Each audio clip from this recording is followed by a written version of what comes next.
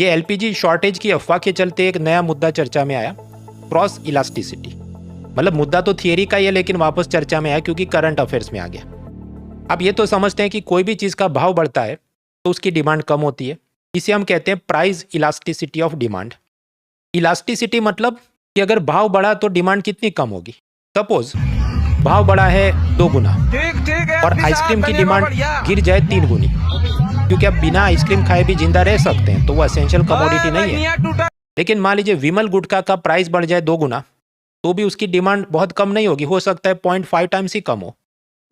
क्योंकि जिसको विमल चाहिए तो मतलब उसको माँ बाप, भाई बहन, पति पत्नी, हवा पानी, खुराक और कुछ नहीं चाहिए, उसको बस विमल ही चाहिए, तो उसकी इलास्टिसिटी कम है। तो अलग अलग वस्तु का क्या प्रकृति है, क्या नेचर है, उस हिसाब से उसकी डिमांड की इलास्टिसिटी अलग अलग हो सकती है।